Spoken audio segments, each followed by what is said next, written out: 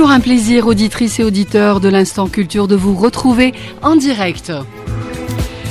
Je voudrais commencer l'émission en vous parlant de l'actrice Tilda Swinton, âgée de 64 ans, invitée à la cérémonie d'ouverture du Festival du film de Berlin, qui lui remettait un ours d'or d'honneur. Elle a déclaré « L'inhumain est perpétré sous nos yeux, nous devons résister face à l'extrémisme.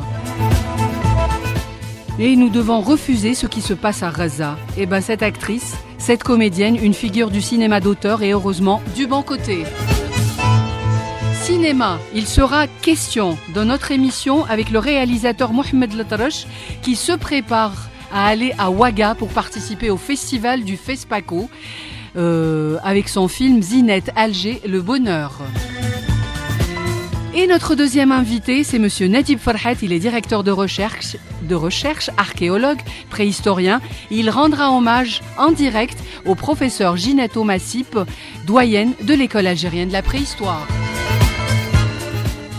On est là ensemble jusqu'à 15h évidemment aux commandes. Mohamed Toualbi, Badea Haddad à votre service jusqu'à 15h. Merci de nous rester fidèles, chers auditeurs. Alors, monsieur Nadib Farhat, merci d'être en direct avec nous. Bonjour, merci à vous. Bonjour, merci aux auditeurs d'AG 3. Merci de cette invitation et donner l'occasion pour rendre hommage à une icône de la préhistoire algérienne, professeur Ginetto Massip. Et on rappelle que vous êtes vous-même donc archéologue et préhistorien. Donc, elle a été préhistorienne, spécialiste du monde maghrébin et saharien. C'était l'auteur de nombreux ouvrages, Ginetto Massip, dont le dernier, l'Algérie des temps préhistoriques, un patrimoine méconnu. Il a été publié aux éditions de l'ANEP. Vous la connaissez, monsieur Nadib Farhat, depuis 50 ans, je crois. Comment l'avez-vous rencontré ? Eh bien, comment je l'ai rencontré je l'ai rencontré au CRAP, qui est devenu CNRPH depuis. C'est Ginetto Massip a été initiatrice de la première promotion de préhistoriens algériens en vue de l'algérianisation de la préhistoire. Cela me fait revenir un petit peu, d'ouvrir une petite parenthèse pour vous dire que le CRAP, le centre de recherche où elle travaillait, était de direction française jusqu'en 69. Et après le départ des Français en 69, elle est restée gardienne des lieux, gardienne de cette préhistoire, avec Feu Mouloud Mamri, qui en était le directeur. Et ils ont tous les deux gardé donc la maison. Et en 1976, ils nous ont fait appel à nous, étudiants dans géomorphologie, les géomorphologues, parce qu'ils voulaient avoir une école algérienne avec une vision de naturaliste. Et j'ai l'honneur d'avoir été d'avoir fait partie de la première promo. De la première promo. Malheureusement, nos collègues sont décédés depuis. Ne me dites pas que vous êtes le seul, monsieur Nadib Farhat. Si, il y en a d'autres quand même. Non, pardon. Je parlais de promotion. Je parlais de la première équipe. Voilà. En tout cas, on sait à qui vous pensez maintenant. Parce que je sais que vous pensez très fort à Saoudi. Vous étiez avec lui. Oui, Saoudi était de la deuxième promo. Okay, mais vous étiez très amis. Très amis, bien sûr. Nordin Allah yarhamou. Donc, Ginetto Massip est arrivée en 1956. En Algérie, elle a été professeure de sciences naturelles pour la première fois au lycée de Tizi Ouzou.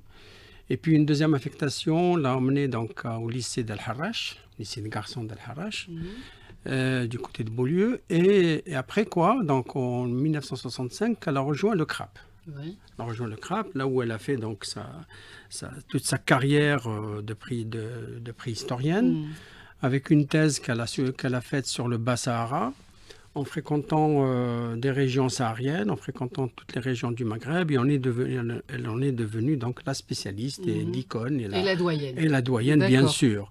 Ce que je veux dire aussi, c'est que Ginetto Massip, c'est une archéologue algéro-française. Elle est algérienne.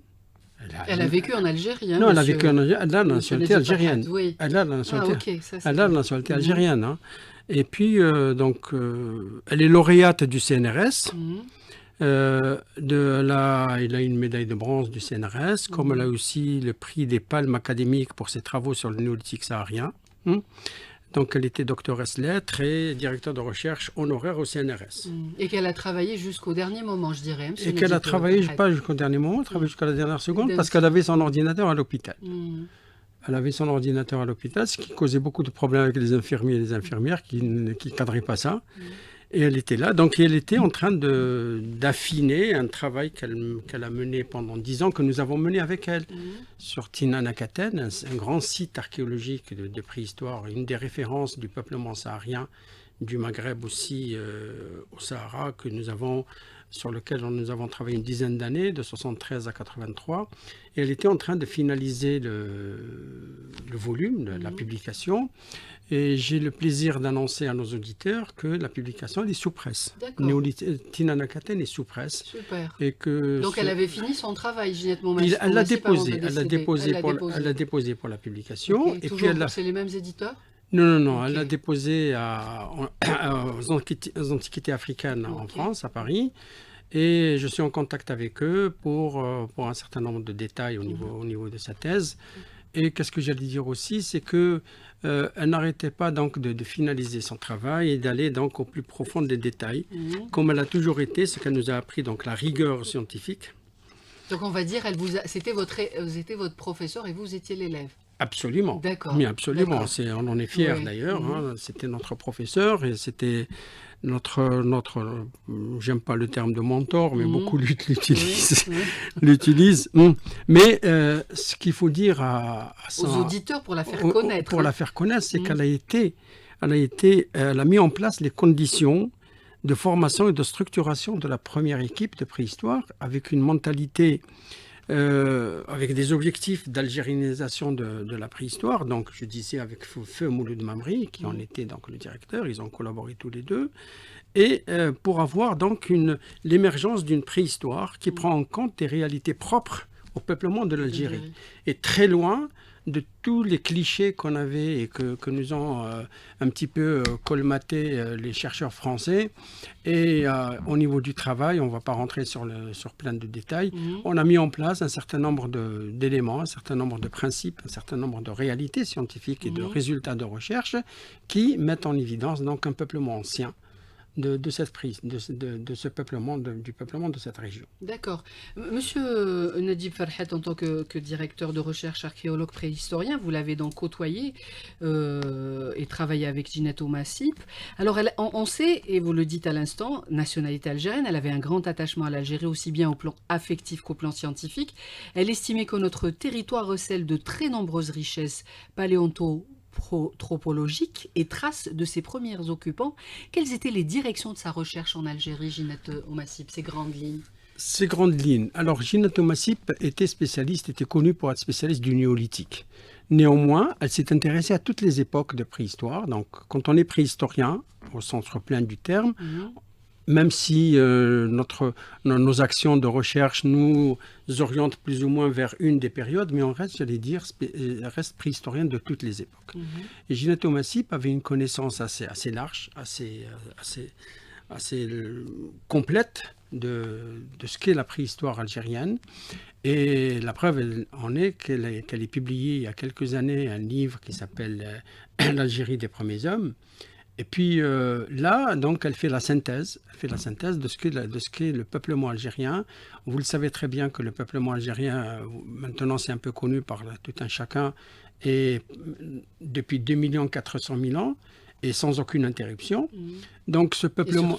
Surtout, il y a eu de nouvelles recherches. Il y a eu de nouvelles recherches, bien sûr. Nous y avons travaillé. Ginette Momasip a travaillé sur Tinanakaten. Moi, j'ai travaillé sur une grande fouille que j'ai eu l'honneur de découvrir, Mankhor, dont on a parlé une fois ensemble, dans ce même studio. Il y a aussi des travaux sur l'art rupestre.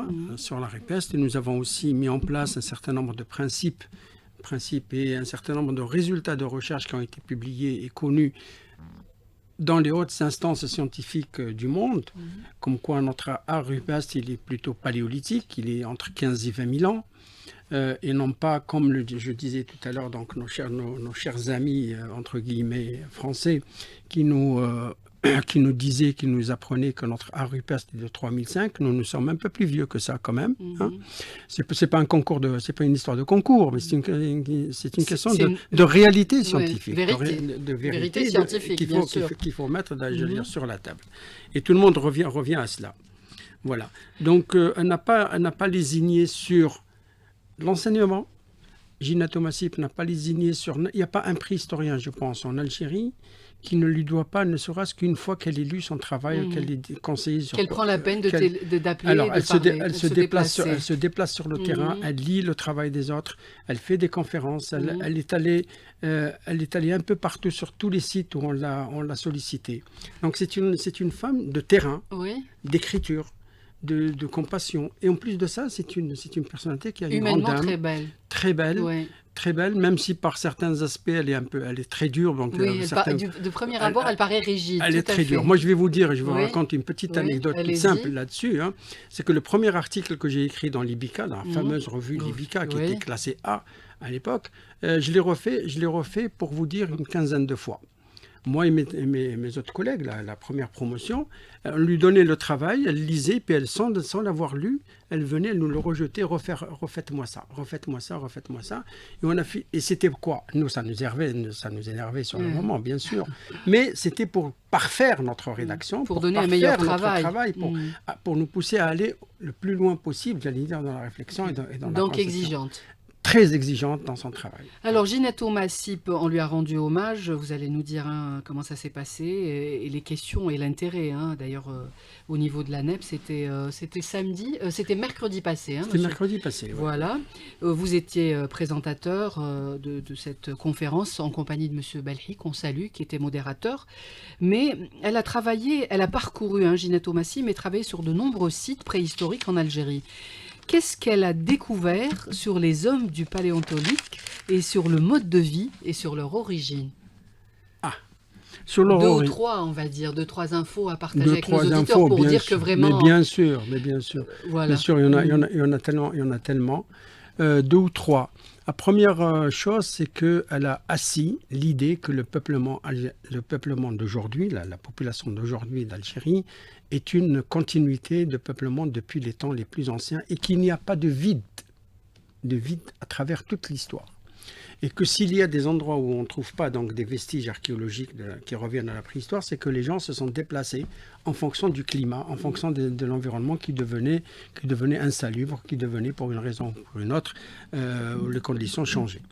Donc elle a mis en place cette idée-là de continuité de peuplement. Deuxième élément, c'est qu'elle a travaillé sur la relation et la dialectique qu'il y a entre l'homme et son environnement. Ce n'est plus une préhistoire où on prend uniquement les cultures, j'allais dire ex nihilo, mais ce sont les hommes préhistoriques se sont adaptés à chaque fois à leur environnement et ils ont trouvé les palliatifs les plus intelligents, qui répondent au mieux à leurs besoins.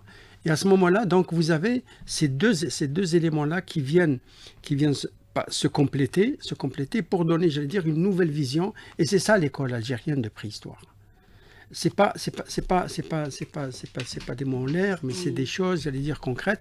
Et ça vient de Ginato Massip.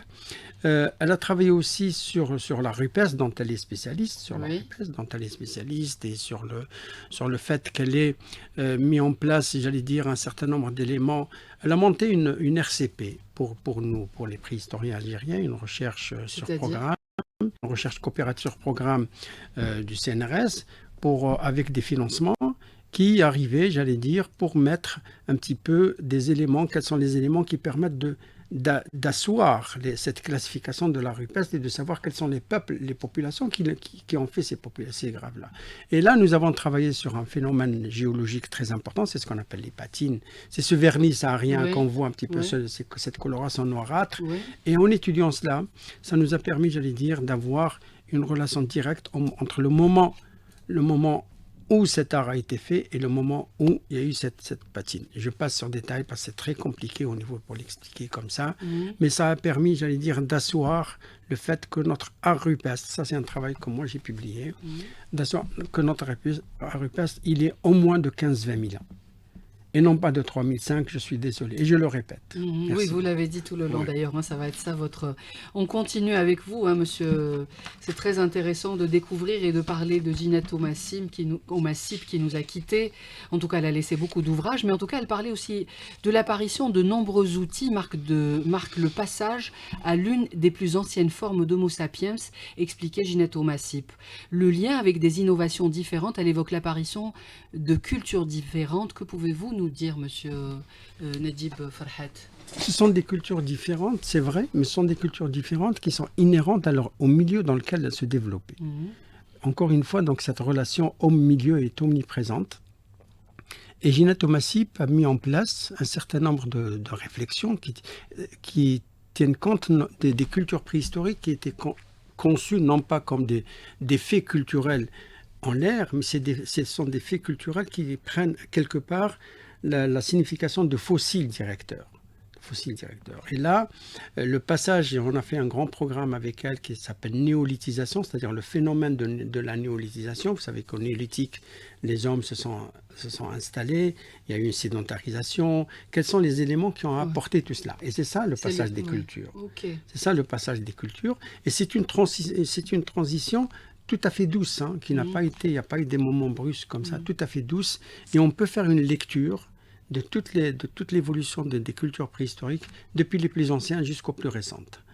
Et Ginette Omassip a tenu à avoir donc cette réflexion toujours en relation avec l'environnement.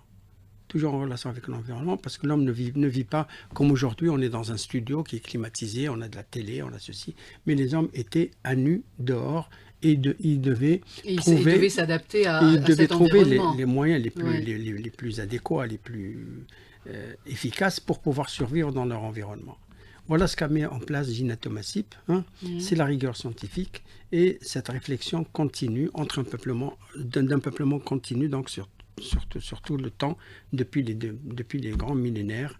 Et comme elle a aussi travaillé sur d'autres domaines. C'était un professeur qui expliquait bien, elle avait cette façon de... Elle n'était pas professeure, elle n'était pas enseignante en fait. Hein. Quand elle elle partageait... Elle partageait, elle était très méthodique. En fait, quand elle expliquait, moi, elle était très méthodique, elle expliquait très bien, je dirais. Non, elle explique très bien, explique très bien, il n'y a pas de souci. Mais c'est pas... parce que elle a commencé par être enseignante, donc elle a une certaine pédagogie.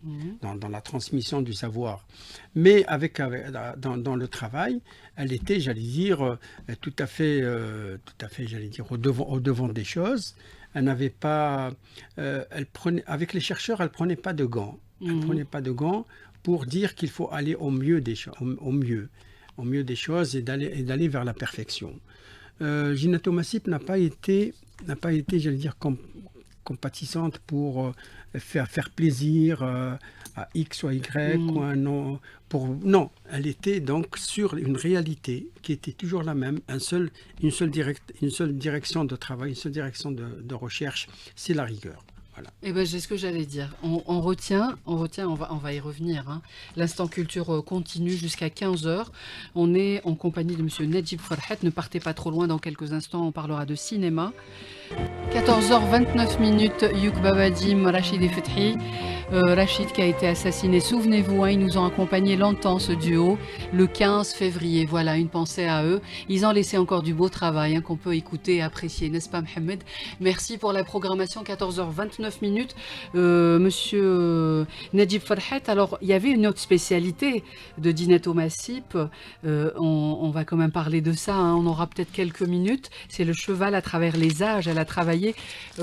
C'était son deuxième. C'était son deuxième dada. Dada, je dirais. Hein. Elle nous a quittés, rappelons-le aux auditeurs, le 6 janvier 2025. Ginette Omassip, à l'âge de... 94 ans. Il lui restait encore 2 mois pour clore ses 94 ans. Elle est arrivée en Algérie à l'âge de 25 ans. Oui, vous imaginez. Et puis elle avait... Moi, la dernière image, c'est que je l'ai rencontrée au musée du Bardo, avec sa petite canne, comme ça, qui venait, elle ratait pas. On n'a pas l'image, mais j'ai ici ces dernières images de Tassili. Ginette Omassip est morte à 2 mois à peu près avant ses 94 ans. Elle est née le 26 mars 31 à Azra, en Dordogne, une région où la préhistoire est florissante. Donc c'était c'était quelque part prédestiné. Mais comment elle a atterri à Alger? C'était ça le lien, je disais. J'allais dire, elle a atterri à Alger. Elle est venue comme professeur professeur de sciences naturelles. Et puis, elle n'a pas voulu la quitter. Elle n'a jamais voulu la quitter. Elle a vécu en Algérie pendant 69 ans, 70 ans. Et en laissant de très très beaux ouvrages, allez-y. En laissant une immense bibliographie, un immense savoir et une immense charge, j'allais dire, à laquelle il faut faire honneur.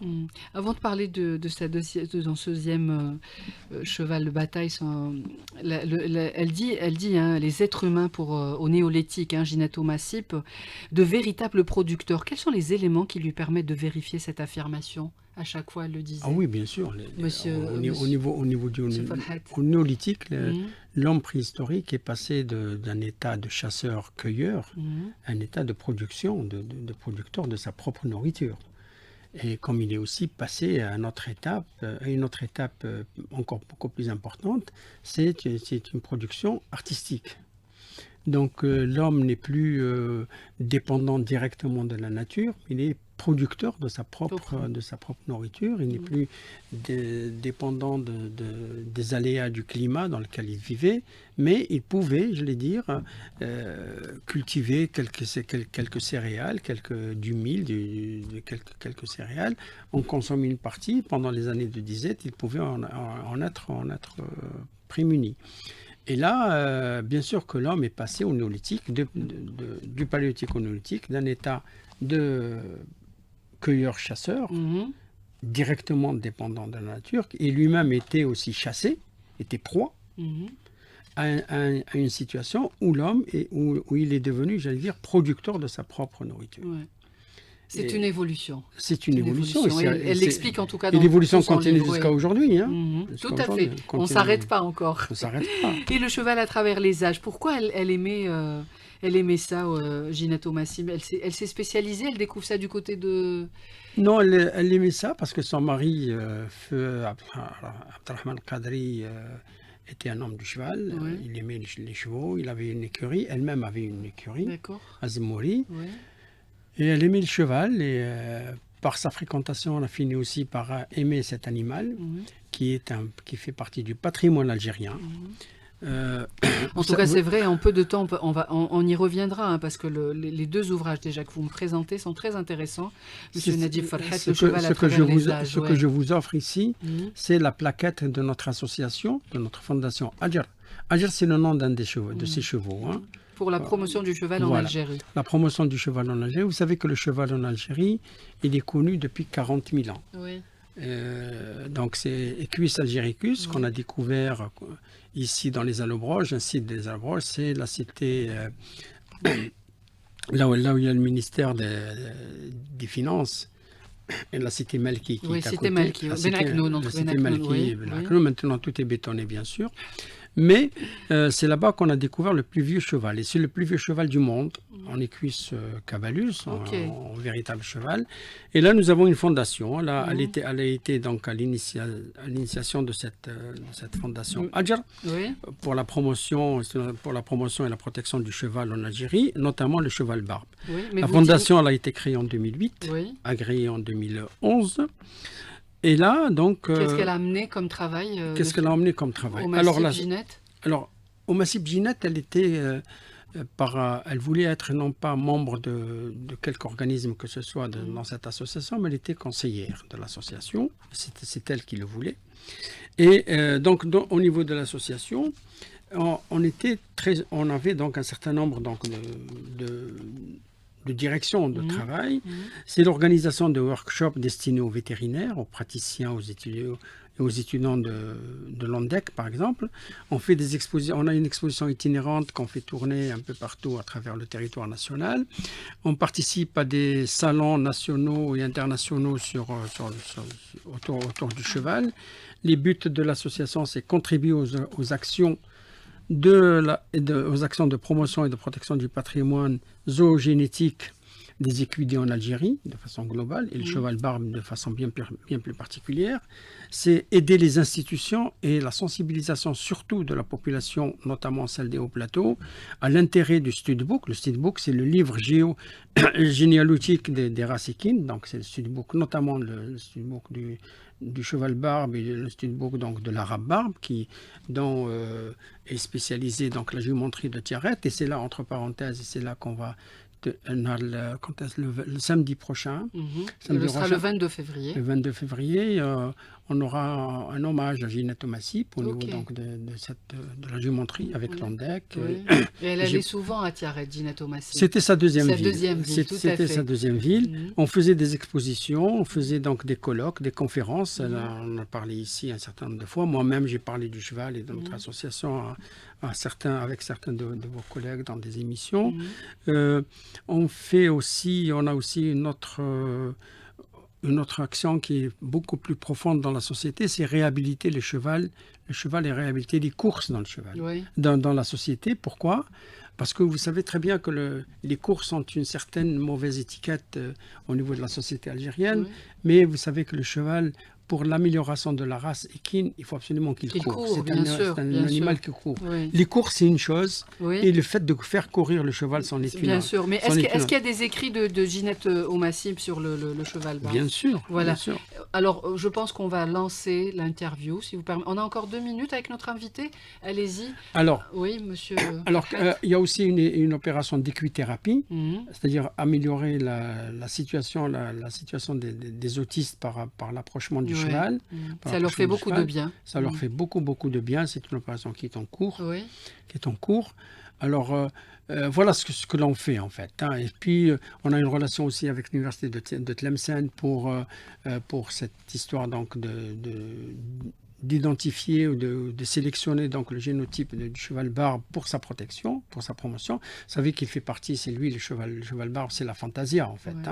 C'est la Fantasia. Donc on faisait des regroupements de chevaux de 200, 300, voire beaucoup plus de chevaux pour essayer de prendre les mesures, pour prendre des éléments, des échantillons de sang et tout ça pour améliorer la situation du cheval en Algérie. S'il y a 2 ouvrages ou un ouvrage selon vous, monsieur Nedib Farhat, en tant qu'archéologue et préhistorien, à dire ou à donner les titres à nos auditrices et auditeurs du professeur Ginette Massip, doyen de l'école algérienne de la préhistoire, ça serait lesquels ? Pour la préhistoire ou pour les deux. Les deux. Que ce soit des ouvrages de référence. Les ouvrages de référence, c'est l'Algérie des premiers hommes. Celui-là, c'est un ouvrage de référence. Et puis, peut-être le dernier, là, sur l'Algérie préhistorique. Pareil aux éditions... Pareil aux éditions ANEP. ANEP, tout à fait. Pareil aux éditions ANEP.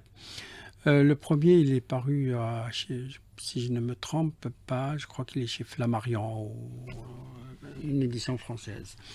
Et puis, il y a un ouvrage qui est signé par son mari, où elle a beaucoup contribué, c'est Le Cheval Barbe. D'accord. Qui est paru il y a quelques années. On le trouve encore dans les librairies. On le trouve dans les librairies. Il est en 3 langues. Il est en arabe, en français et en anglais. D'accord. Et pour vous, ça serait la dernière question. Qu'est-ce que vous gardez de Ginette Massip, monsieur Nedib Farhat ? Je ne sais pas ce que je garde de Ginette Massip. Je garde ça, une personne qui a toujours été à côté.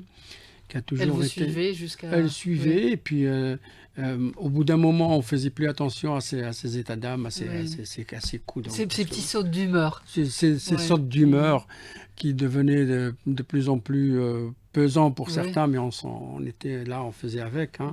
Là, d'accord, mais sans plus, quoi. Donc, on garde d'elle la rigueur scientifique. On garde d'elle le sérieux dans le travail, et on garde d'elle aussi le fait que faire de la préhistoire n'est pas rien. Faire de la préhistoire, c'est parler des fondements de la société.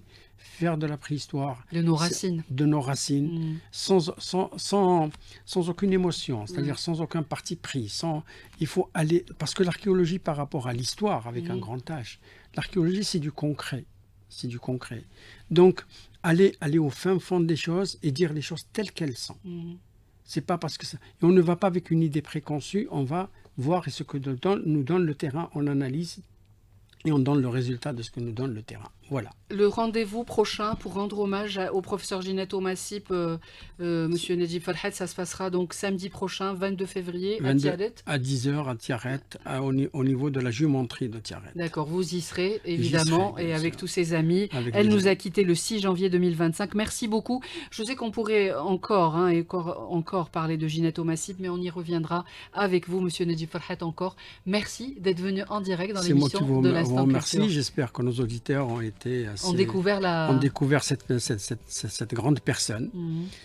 Algérienne, bien sûr, qui aimait ce pays-là, qui adorait ce pays, qui ne voulait pas partir et qui a tout fait pour que la préhistoire de ce pays soit mise, j'allais dire, au devant de la scène nationale et internationale. Doyenne de l'école algérienne de la préhistoire. Voilà, on a rendu hommage à travers le témoignage de Nedjib Farhat, du professeur Ginetto Massip. Ne partez pas trop loin, il est 14h40. Et une minute, je vous propose de retrouver Mohamed Latrache qui se prépare à aller à Ouaga pour participer au festival du FESPACO.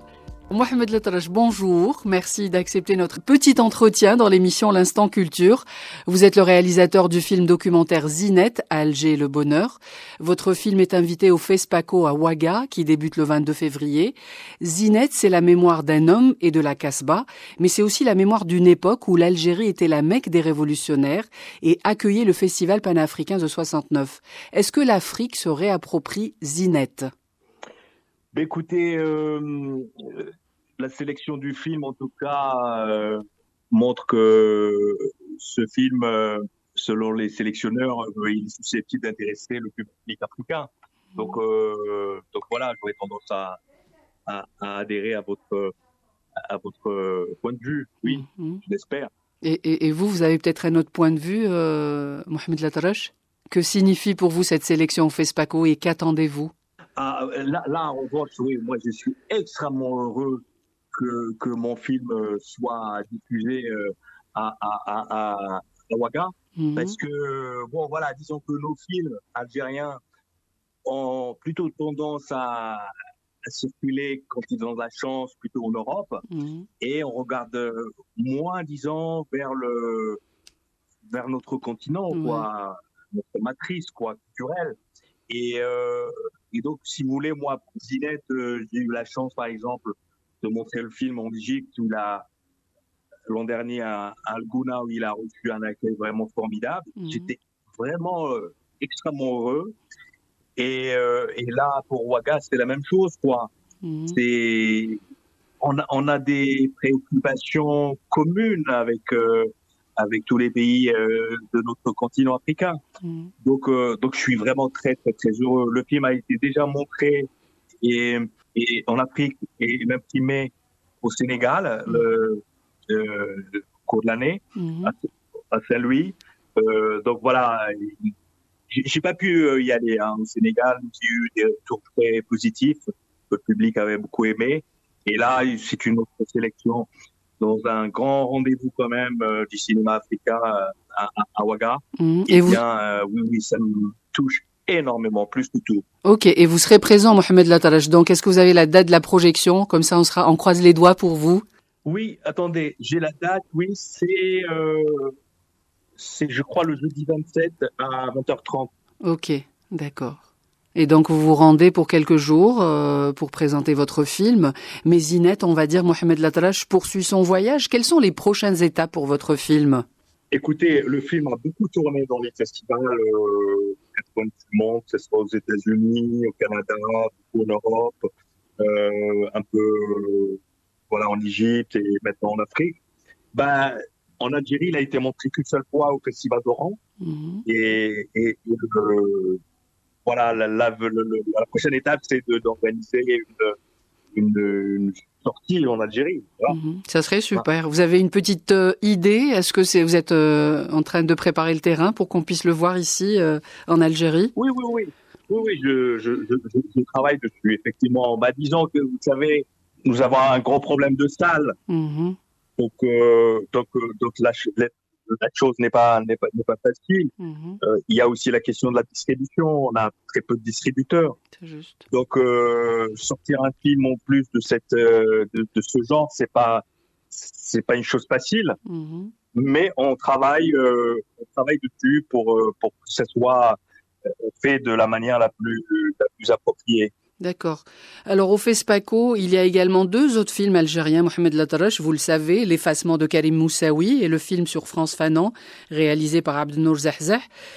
Qu'est-ce que cela dit de la situation du cinéma algérien? Vous aviez aussi envie de dire quelques mots par rapport aux assises du cinéma qui ont eu lieu récemment.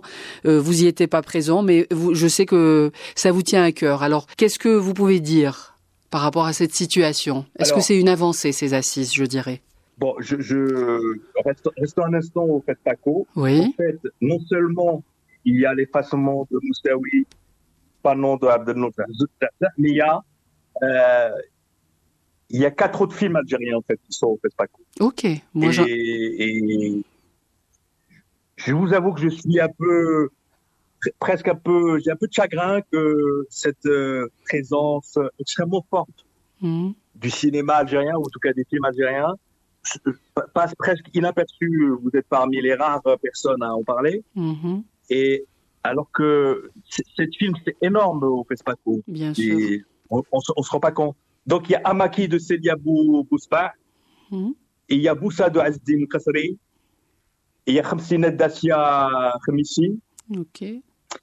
Et puis, moi, j'ai un deuxième film, Boudjuma et la maison cinéma, qui est aussi projeté en séance spéciale. D'accord. C'est un film consacré à Boudjuma. À Boudjuma Karesh, l'ancien directeur, un amoureux du cinéma. On le salue, je sais qu'il est fidèle auditeur des programmes de la chaîne 3. C'est un mot presque faible. Ouais. Le FESPACO, parce que moi, j'ai pas inscrit ce film, si vous voulez, qui date de 2019.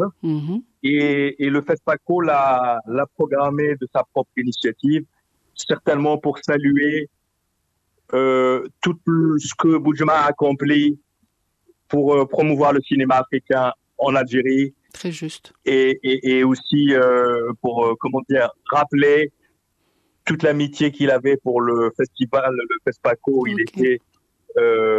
Il était un abonné, disons. Voilà. C'est vrai. Donc, si vous voulez, on a 7 films. L'Algérie, les films algériens sont présents avec 7 films. C'est énorme. On a des pays qui, en 2 films, ils font un battage médiatique exceptionnel. Et nous, avec 7 films, on n'en parle presque pas. Oui. Bon. Ben, écoutez, c'est pas normal. Oui, mais on est en train d'en parais ici en direct dans les studios d'Alger Chaîne 3, monsieur Mohamed Latarache. Et puis, on va suivre ces films. Vous êtes parmi les rares à en parler.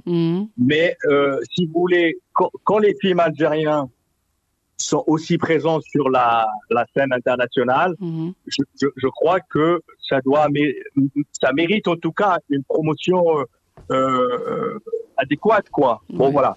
Sachant qu'il est difficile de faire du cinéma dans ces temps. Absolument. Absolument. Donc, si vous voulez, le cinéma algérien, il est d'une vitalité, disons, assez intéressante, qui est due à l'acharnement des réalisateurs. Voilà. C'est-à-dire que on parle d'une industrie du cinéma, bien évidemment qu'elle n'existe pas du tout, qu'il y a une volonté politique exprimée par le président de la République pour jeter les bases d'une industrie cinématographique ambitieuse. Bon, voilà, disons ça va se faire en, je sais pas, moi je dirais 10-20 ans. Bon, voilà. Mais en attendant, le cinéma en Algérie est un artisanat. Et cet artisanat, il est porté par les réalisateurs, en fait, qui sont souvent en même temps producteurs. Voilà. Et si vous voulez, moi, je trouve que cet artisanat, il faut vraiment le soutenir, le valoriser, en attendant justement qu'une industrie puisse voir le jour. Mais l'urgence, c'est soutenir les cinéastes qui sont en train de faire des films. Bien sûr. Et je sais que, bon, il y a des projets de très bons cinéastes, comme Amici Diboumedier, Nadila Belkebred, etc. Ben, ces gens-là, on est nombreux, hein. Mm-hmm. Vous avez cité que deux, mais je pense qu'il y a beaucoup plus que ça, hein, Mohamed Latarache, des cinéastes et des réalisateurs qui font de la résistance, hein, pour faire du cinéma. J'ai cité 2 noms comme ça, je peux vous citer 40. Hein. Et donc, en tout cas, l'urgence, c'est de soutenir ces cinéastes qui sont en activité aujourd'hui, en plus qui font un cinéma qui rayonne à l'international. Eh bien, il faut vraiment les soutenir pour faire leur film dans les meilleures conditions. Dans les meilleures conditions. Donc, je dirais faire du cinéma, Mohamed Latarache, c'est un sport d'endurance. Ah, c'est un sport de combat. De combat au quotidien, pas évident. C'est un sport d'endurance, c'est plein de choses. C'est pour ça que il faut que surtout disons les pouvoirs publics agissent de telle sorte de faciliter un peu l'activité de ces cinéastes, son activité. Très juste.